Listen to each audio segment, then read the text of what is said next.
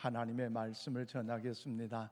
사는 우리 인천 신광의 모든 성도 여러분, 특별히 성전에 나오셔서 신령과 진료 예배드리시는 우리 성도 여러분들과 혹 몸이 불편하시거나 여러 가지 이유로 인해 현장에 나오지 못하시고 영상으로 예배드린 성도 여러분들에게도 하나님의 크신 은혜와 사랑과 권능과 축복이 날마다 넘쳐날 수 있기를 주님의 이름으로 축원을 드립니다.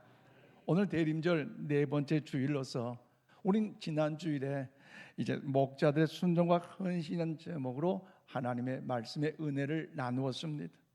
목자는 들에서 양을 지키던 평범한 사람들이었습니다. 그러나 천사들의 소식을 들을 때 그들은 이렇게 말합니다. 누가복음 2장 15절 말씀을 우리 함께 봐드리겠습니다. 시작.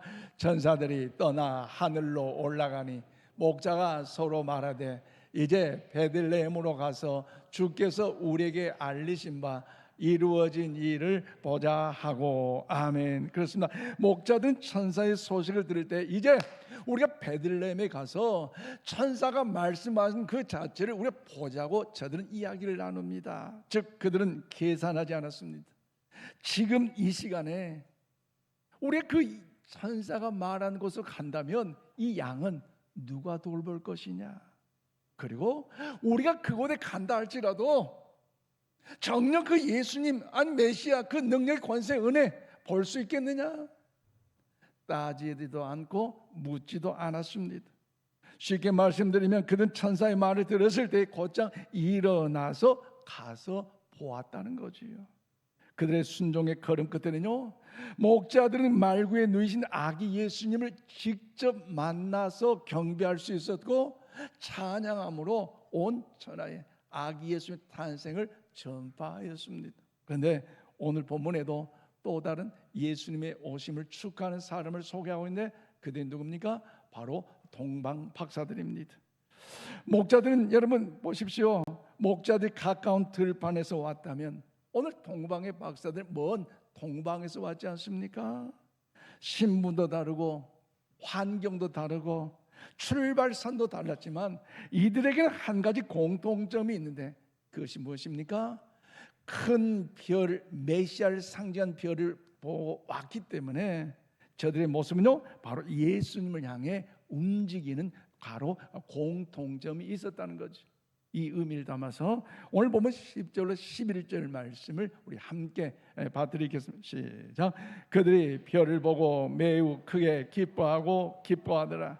집에 들어가 아기와 그의 어머니 마리아가 함께 있는 것을 보고 엎드려 아기께 경배하고 보배압을 열어 황금과 유향과 몰약을 예물로 드리니라. 아멘. 그렇습니다. 여러분, 동방에 온 동방 박사들은 헤롯 왕 때에 밤하늘 큰 메시아를 상징하는 그 별을 보고 이제 수개월 거쳐 긴 여정 속에 베들레헴에 입성했습니다. 즉 그들 산을 넘고 물을 건너 여러분 어려운 여건 속에서도 언어도 다르고 문화도 다른 그 어려움도 있었지만 그들은 낯선 땅을 지나였습니다. 또 동방 박사들은 그 여정 끝에서 그들이 만난 분은요 화려한 왕궁에서 태어난 그 멸관을 쓴 어린 아기가 아니라 임금이 아니라 바로 허단 말구에 누이신 아기 예수님이었습니다. 그렇지만 그들은 실망하지 않았습니다.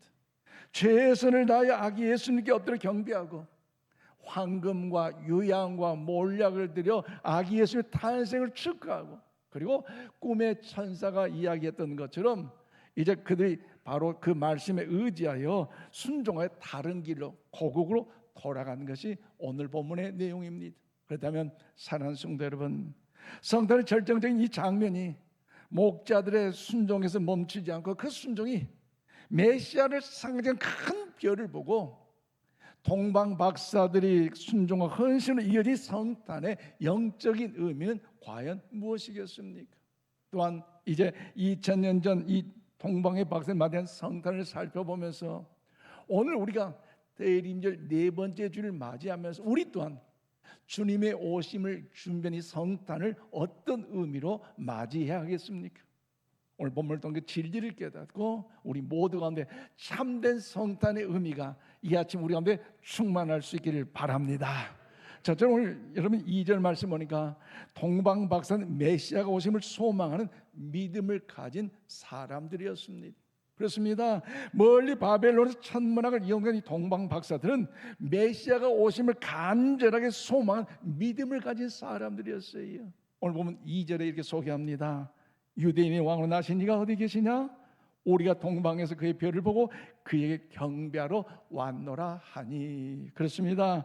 여기에 동방은 바벨론이라는 지역으로서 성경학자들의 연구와 더불어 주장에 의하면 바벨론의 포로로 잡혀가던 수많은 유대인들이 있는데 그 중에 대표적으로 이제 하나님에 대한 그 지식과 더 나아가 하나님 능력의 은혜를 경험했던 한 사람, 대표는 누굽니까? 바로 다니엘이라는 사람을 알 수 있어요. 그는 하나님의 거룩한 그 성경 말씀을 잘 알았고 하나님의 지혜와 총명으로 가득했기 때문에 모든 박사들보다 뛰어난 그 사람 아니겠습니까? 그는 하나님을 잘 알았고 구약 성경을 잘 알고 믿었기 때문에 그의 영향력이 많은 박사들에게 흘러갔다는 사실들을 성경학자들은 이야기하고 있습니다. 그런 중에 천문학을 연구한 이 동방 박사들은 어느 날 메시아를 상징하는 큰 별을 보았기 때문에 그 별이 예루살렘을 향하여 가는 것을 보면서 이제 메시아 탄생을 직감할 수 있었고 먼 길이지만 포기하지 않고 중단하지 않고 메시아를 만나기 위한 소망을 가지고 믿음으로 찾아갈 수가 있었습니다. 또한 여기서 동방 박사들이 유대인의 왕으로 나신 이가 어디 계시냐?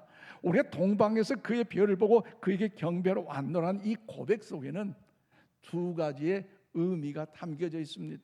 하나는 그들 이미 메시아를 기다리고 있었다는 그 믿음의 자세가 여기에 포함되어 있고요. 또 하나는 그 기다림이 실제 이제 이론으로 끝나는 것이 아니라 행동으로 옮겨지고 있다는 사실이 여기에 담겨져 있습니다. 쉽게 말씀드리면 이 동방 박사들은 어느 날 우연히 별을 보고 그냥 할 일 없어 그냥 심심하니까 그 별을 보고 찾아간 것이 아니라 오랜 시간 동안 하나님께서 보내실 그 구원자 메시아를 사모하며 기다려온 사람들이라는 사실을 알 수가 있습니다. 그러므로 사랑하는 여러분, 우리 이 장면을 보면 어느 믿음의 한 사람이 생각나는데 그분이 누굽니까? 신약 성경에 나오는 성전에서 평생 메시아를 소망하며 믿음으로 살았던 시몬이라는 여인을 우리가 생각나지 않습니까? 그 여인을 생각해 보면서 누가복음 2장 29절 31절 말씀을 우리 함께 봐드리겠습니다. 시작. 주제여 이제는 말씀하신 대로 종을 평안히 놓아 주시는도다. 내 눈이 주의 구원을 보았사오니 이는 만민 앞에 예비하신 것이요. 아멘. 그렇습니다. 시몬은 아기 예수님을 보자마자 그분이 메시아임을 알았습니다. 그리고 그 메시아임을 알았기 때문에 섬긴 거 아니겠습니까? 왜 그렇습니까? 그건 단순히 성전에 자주 드나들었던 어떤 믿음의 사람이 아니라 평생 메시아 오심을 간절히 기대하고 소망한 가운데 믿음으로 살았기에 그 아기 예수님이 바로 메시아라는 사실을 알 수가 있었습니다. 그래서 성경은 시몬을 누가복음 2장 25절 하반절에 이렇게 소개하고 있습니다. 이 사람은 의롭고 경건하여 이스라엘의 위로를 기다린 자라 성령이 그 위에 뭐하시다? 계시더라. 할렐루야. 이 아침 주의 자는 여러분에게도 이런 은혜가 있기를 축복합니다. 인천 신광의 아무개 성도 하나님을 영원하게 믿음에 경건한 사람이요 그 사람의 성령 역사 임하시더라. 자자손손의 인천 신광의 간증이 된다면 여러분 대단한 것 아니겠습니까? 근데 여러분 메시아를 알아보는 것은요 지식이나 어떤 정보를 가지고 아는 게 아닙니다. 그 눈은 사모해야 열립니다. 오늘 동방 박사들이 그랬고 시몬이 그랬고 84세 된 여선자 안나가 아기 예수님을 알아보고 하나님께 감사할 수가 있었습니다. 그런데 그 시대 예수님 탄생 소리를 들었던 사람들이 많았지만 그 모두가 다 예수님을 만난 것은 아니라는 거죠. 그렇잖아요. 오늘날도 마찬가지입니다. 기독교인이라 해서 다 주님을 알고 주님을 만난 것 아니잖아요. 여러분, 신약성경 요한계시록 3장 20절 말씀을 우리 함께 받들어 읽겠습니다. 시작. 볼지어다 내가 문 밖에 서서 두드린 누구든지 내 음성을 듣고 문을 열면 내가 그에게로 들어가 그와 더불어 먹고 그는 나와 더불어 먹으리라. 아멘. 그래서 이 말씀은 우리 주님께서 불신자에게 하신 것이 아니라 라오디아 교회 성도들에게 하신 말씀이에요. 즉 라오디아 교회 성도들은 교회 안에 있었지만 어떤 일로 마음을 꽁꽁 다 닫혀버리고 사랑과 이해와 용서와 화평과 하나님의 온유의 열매가 전혀 없고 가슴을 마음을 완전히 닫아버렸기에 예수님이 교회 밖에 계신 모습을 소개하고 있지 않습니까? 주님이 정녕 교회 안에서 성도들과 함께하고 권능의 능력의 은혜를 나타나 보여함에도 불구하고 사모하는 마음이 다 사라져버리고 주님을 바라고 실현한 그 믿음의 사고가 다 흩어져버리니 주님은 그 교회 안에 그 성도들 안에 있을 수가 없어서 밖에서 얘들아 제발 저 너의 마음의 문을 좀 열어줄 수 없겠니? 얘들아 인천 신고의 성도들아 우리 주님은요 간절하게 요구하고 있어요. 그러면 사랑하는 성도 여러분, 주님 오늘 이곳에 우리 예배드린 인천 신광교회에 찾아와 주신 줄로 믿습니다. 그분을 맞이하는 사람은요 마음의 문을 열고 사모하는 사람들입니다. 그래서 동방박산 종교 특권을 가진 사람이 아니었지만 율법의 독점을 하는 사람이 아니었지만 그러나 그들의 마음으로 메시아를 기다렸고 그 순종의 발걸음을 나타냈기에 유대 땅 베들레헴 마구간에 그 예수님을 찾아갈 수 있었고 그 예수님께 경배를 드릴 수가 있었습니다. 그러므로 사랑하는 여러분, 이 성탄절을 주면 이 대림절 기간에 우리 한번 점검해 볼 필요가 있습니다. 무엇입니까? 나는 예수님을 얼마나 많이 알고 있느냐. 여러분 그것도 중요하지만 창세기부터 출애굽기, 레위기, 민수기, 신명기 하면서 요한계시록 많이 아는 것도 중요한 더 중요한 건 뭡니까? 나는 지금도 예수님을 얼마나 사모하고 있는가. 얼마나 믿음의 신앙의 연륜이 깊다 하면서도 직분자 안 하면서도 예배 그 자체 드릴 때만 예배가 형식적으로 드리고 사모함의 간절함이 사라졌다면 오늘 우리들의 주님의 역사는요 주님을 우리 밖에 내보내는 연약한 모습 아니겠습니까? 이 믿음이 주님 오심을 기다리며 준비한 대림절 기간에 우리 모두의 믿음의 역사로 회복될 수 있기를 주님의 이름으로 축원을 드립니다. 더 나아가 둘째로 오늘 5절 6절 말씀 보니까 동방박산 영적으로 깨어있는 삶의 태도를 가진 사람들입니다. 그래요. 동방박산 구약성경에 기록된 메시아에 대한 예언을 잘 알았고 그 예언이 성취될 것을 소망하며 있었기에 영적으로 깨어있는 삶의 태도를 가질 수가 있었습니다. 오늘 보면 5절에서 6절 말씀입니다. 이르되 유대 베들레헴이니 이는 선지자로 이렇게 기록된 바 또 유대 땅 베들레헴아 너는 유대 고을 중에서 가장 작지 아니하도다.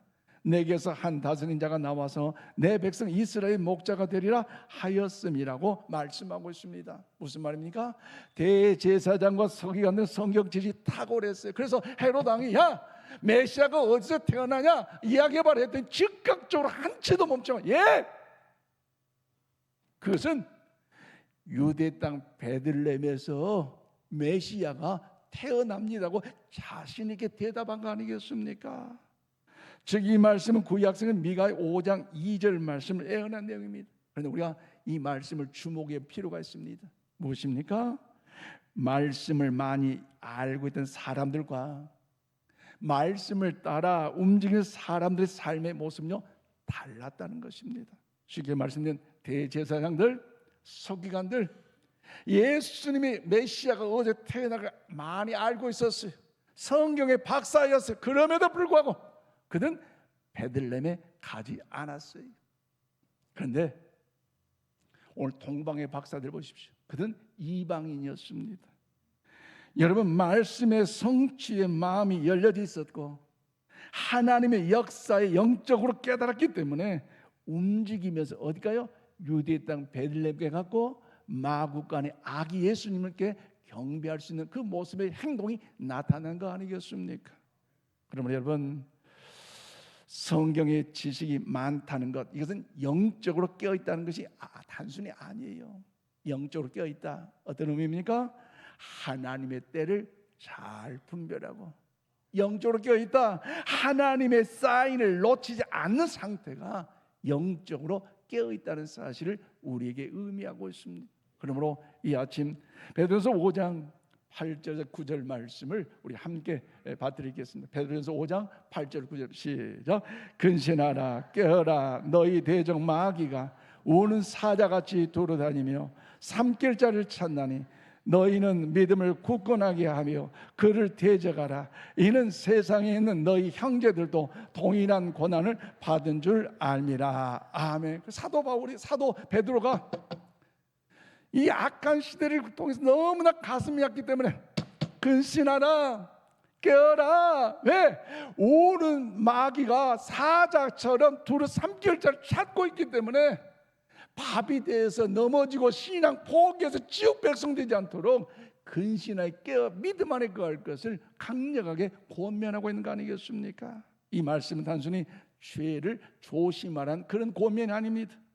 쉽게 말해서 영적 무감각에 빠지지 말란 경고라는 거죠. 왜냐하면 영적으로 잠들면 하나님의 역사는요 우연처럼 시시하게 여겨요. 영적으로 잠이 들면 시대 징도는요 소음처럼 들려요. 아이 저까지 뭐 옛날에도 그랬네, 지금 뭐 잘난다고. 노아 시대와 똑같아요. 영적으로 잠이 들면 주님의 오심은 먼 이야기로 느껴진다는 것이죠. 그렇지만 깨어있는 성도는요 다릅니다. 그들은 오늘의 세상의 혼란 속에서도 예수 그리스도의 강림을 예고한 징조로 볼 수 있다는 것, 그 한 사람 여러분이 되시기를 바랍니다. 여러분, 그래서 동방박사는 별을 보았어요. 그 별은 단순한 천문 현상이 아니라 하나님께 보내신 표적으로 저들은 볼 수 있었기에 영적으로 깨어 있으므로 그 말씀에 순종하여 주의 오심을 더욱더 축하할 수 있는 거 아니겠습니까? 그렇다면 사랑하는 여러분 오늘 살아가면서 어떤 별을 추구하며 어떤 별을 여러분 사모하고 있습니까? 혹 여러분 그 별 대신에 또 무엇을 사모하며 여러분 살아가고 있습니까? 이 세상에서 가장 별을 좋아하는 사람이 있다면 누구가요? 대령에서 장군으로 진급하기를 소망하는 아마 군인일 거예요. 왜냐하면 대령에서 별 하나 달면요 36가지의 예우가 달라지기 때문에 얼마나 그 별, 그 스타를 원할까요? 그런데 여러분 그 대령에서 별 달기를 소망하는 그 군인이 좋아하는 노래가 있대요. 어떤 노래인지 아세요? 가르쳐 드릴게요. 옛날에 윤영주 장로님이 불렀던 저 별은 나의 별, 저 별은 나의 별이고 저 별은 너의 별인데 세상이 악해지다 보니까 저 별은 나의 별, 이 별도 나의 별, 모든 걸 다 나의 것으로 소유하고 살아가잖아요. 그런데 또 다른 이 스타를 좋아하는 사람이 있어요. 누구예요? 연예인들이라는 거죠. 연예인들, 세상에 돈만 되기만 일확천금을 얻기만 하면은 그 돈으로 살아보리라. 그래서 미스트롯에 나오고요, 현역 가왕이 나오고요, 한 번만 더 일확천금 나는 이렇게 살아가리라. 그 돈 하다 보니까요, 여러분 세상에 여러분 어떻게 됩니까? 그의 몸도 망가지고 마음도 망가지고 영혼도 망가져서 오늘날 연예인들뿐만 아니라 정치인들 얼마나 추락하고 인생을 많이 보고 있지 않습니까? 여러분 주님은요 그런 우리들을 향하여 말씀하십니다. 마태복음 24장 33절 말씀 우리 함께 봐드리겠습니다. 시작. 이와 같이 너희도 이 모든 일을 보거든 인자가 가까이 곧 문 앞에 이른 줄 알라. 아멘이십니까? 이런 일이 있을 때에 나와 상관없다고 잠만 퍼자지 말고 주님이 바로 내 앞에 있다, 바로 노아의 홍수대와 같이 준비할 때가 있다는 사실을 우리에게 경각심을 주고 있지 않습니까? 우리 살아가는 이 시대는 결코 평범한 시대가 아닙니다. 혼란, 전쟁, 가치관의 붕괴, 신앙의 희석 속에서 주며 우리에게 말씀하십니다. 깨어 있으라. 이 음성이 이 아침 여러분 심령 가운데 들려지시기를 바랍니다. 영적으로 깨어있는 성도만의 시대를 두려움으로 해석하지 않고 사건을 우연으로 넘기지 않고 영적으로 깨어있는 사람만이 이 모든 흐름 속에서 하나님의 뜻과 주님의 오심을 바라볼 수 있기 때문입니다. 그러므로 성도 여러분, 동방박사의 별을 따라갔듯이 오늘 우리 모두가 말씀과 기도를 통해서 성령의 충만함으로 인도하심 받는 이 시대를 살아갈 수 있기를 바랍니다. 그래서 성탄은 단지 과거의 사건이 아닙니다. 성탄 다시 오실 주님을 바라보며 깨어 영적으로 살아가는 신앙을 깨우는 절기입니다. 그러므로 이 성탄절에 우리 모두가 동방박사들처럼 말씀 앞에 영적으로 깨어있고 기도로 그 은혜를 사모함으로 시대를 분별하여 주님의 오심을 사모하는 거룩한 하나님의 한 사람 여러분 모두가 되기를 주님의 이름으로 축원을 드립니다. 마지막으로 11절 말씀 보니까 세 번째로 동방박사들은 아기 예수님께 정성스러운 예물을 드렸습니다. 그렇습니다. 동방박사는 메시아를 상징하는 별이 멈춘 베들레헴 마구간에 들어가 아기 예수님께 정성을 다하여 경배하고 주님의 오심을 축하하여 황금과 유향과 몰약을 드려 축하를 드렸어요. 오늘 보면 11절입니다. 집에 들어가 아기와 그의 어머니 마리아가 함께 있는 것을 보고 엎드려 아기께 경배하고 보배압을 열어 황금과 유향과 몰약을 예물로 드리니라고 말씀하고 있습니다. 그런데 여러분 여기에 중요한 순서가 있어요. 무엇입니까? 그들은 먼저 엎드려 경배 드렸다는 것입니다. 경배를 먼저 드렸다. 그리고 다음에 예물을 드렸다는 것입니다. 즉 헌신은 예배의 결과이지만 예배가 없는 헌신은 성경적 헌신이 아니라는 것입니다. 또한 이 동방박사 아기 예수님을 보았을 때 그분을 불쌍한 아기로 보지 않았어요. 영적으로 깨어 있었기 때문에 아기를 보았지만 말구에 태어난 그 모습을 보면서 아이고 불쌍하다, 세상에 메시아로 오시면 저렇게 태어날 수 있을까? 우리 잘못된 거 아니야? 다시 돌아가자, 이런 것이 아니라 말구에 태어난 그 아기 예수님 보잘것없고 초라한 모습이지만 그들은 그분을 왕으로, 그분을 구원자로, 그분을 메시아로 존귀한 분으로 보았다는 거죠. 그래서 그들이 드린 예물은 형식이 아니라 정성이었습니다. 무엇을 드렸습니까? 황금과 유향과 몰약을 드린 여기 영적인 의미가 있어요. 황금의 영적 의미는 왕에게 드린 예물을 상징하며 예수는 참된 왕이심을 믿는 믿음의 고백입니다. 또한 유향의 영적 의미는 하나님께 드린 제사를 상징하며 예수님은 하나님을 믿는 고백이 여기에 담겨져 있습니다. 그리고 몰약을 드렸는데 이 몰약의 영적 의미는 죽음을 주면 이 향을 상징하면서 예수님의 구속 사명, 그 주님께서 우리의 죄를 위하여 십자가 위에서 아낌없이 돌아갈 것을 미리 준비한 마음으로 이 몰약을 드렸습니다. 그래요, 여러분, 이 예물들은 값비싼 물질이기 전에 예수님을 어떻게 이해하고 있는가는 신앙의 고백 아닙니까?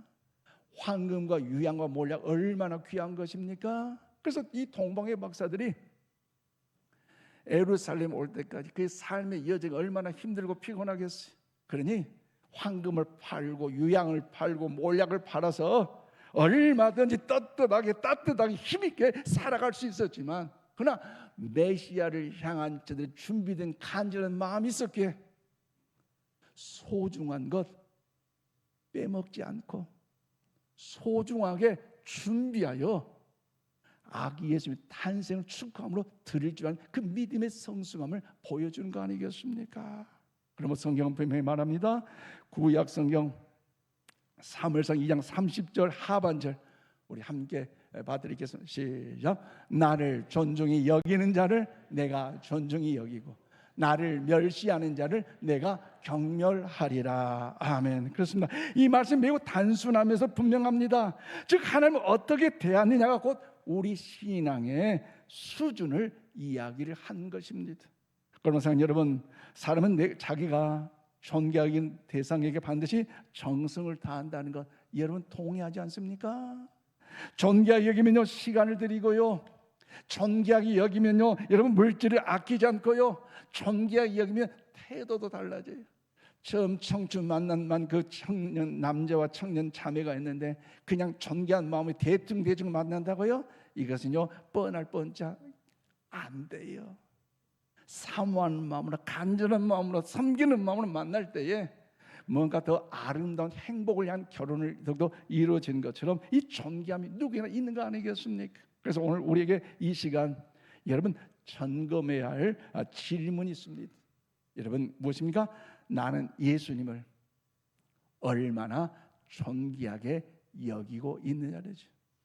2025년 벌써 12월 이제 마무리하는 시점에 있어서 아기 예수님의 탄생을 기다리고 주님의 대림절 네 번째 주일을 맞이해서 나는 얼마나 그 주님을 향하여 존귀하게 여기고 있느냐, 스스로 가슴에 손을 얹고 자기 자신을 돌이켜 질문을 해보십시오. 그 질문에 대한 대답이 우리의 예배 태도에 나타나고요, 우리의 헌신의 깊이에 나타나고요, 우리의 신앙의 진실성이 거기에 드러나는 것 아니겠습니까? 동방박사 예물은 그날 하루의 이벤트가 아니었습니다. 그 인격적으로 예수를 만난 사람이 보는 삶의 태도로서 하나님의 영광의 존귀함을 높일 수가 있었습니다. 말씀 맺겠습니다. 그러면 성도 여러분, 동방박사의 신앙은 분명했습니다. 그들은 사모함으로 예수님을 알아보았고 영적으로 깨어있음으로 예수님을 따라갔고 그리고 존귀 여김으로 예수님께 정성을 다하여 예물드려 예수님의 탄생을 축하했습니다. 그리고 예수님을 만난 후에 그들은 다른 길로 돌아갔습니다. 성탄은 단지 기념하는 절기가 아니라 우리의 신앙과 삶의 방향이 하나님이 기뻐하시는 대로 하나님의 영광을 높이는 대로 바뀌는 것인 줄로 믿습니다. 은혜에 바뀐다는 것. 그러므로 이번 성탄절이 예수님을 다시 사모하고 영적으로 저와 여러분이 더욱더 깨어 살며 주님을 존귀 여기는 더욱더 귀한 은총이 임하심으로 여러분 결단의 성탄이 될 수 있기를 주님의 이름으로 축원을 드립니다. 기도하십시다. 전능하신 하나님 아버지, 주님의 오심을 기다리고 주면 이 성탄의 계절에 우리에게 다시 말씀으로 찾아와 주심을 감사드립니다. 동방박사처럼 우리가 주님을 사모하는 마음을 회복하게 하여 주시옵소서. 신앙의 습관이 되지 않게 하시고 예배가 형식이 되지 않게 하시고 예수를 다시 갈망하는 첫사랑의 마음을 우리 가운데 허락하여 주시옵소서. 또한 이 시대를 살아가는 우리가 영적으로 깨어있게 하여 주시옵소서. 혼란한 세상 속에서 두려움에 흔들리지 않게 하시고 무감각 속에 잠들지 않게 하시고 눈에 보이는 현실보다 하나님의 뜻을 먼저 포기하시며 사건과 사고 현장 속에서도 환경 속에서도 주님의 오심을 준비한 지혜로운 성도, 거룩한 성도들이 되게 하여 주시옵소서. 특히 우리가 무엇보다 예수를 가장 존귀한 분으로 여기게 하여 주옵소서. 입술로만 높이는 신앙이 아니라 삶으로 존귀 여기는 신앙이 되게 하여 주옵소서. 시간을 드릴 때에도, 물질을 드릴 때에도, 우리의 재능과 인생을 드릴 때에도 기쁨으로, 정성으로, 믿음으로 드리게 하여 주시옵소서. 우리 가정과 교회 위에 참된 성탄의 기쁨과 평강을 허락하시고 이 땅 가운데 주님의 빛을 전하는 복된 성도들이 되게 하여 주시옵소서. 예수님의 이름으로 기도하옵나이다. 아멘.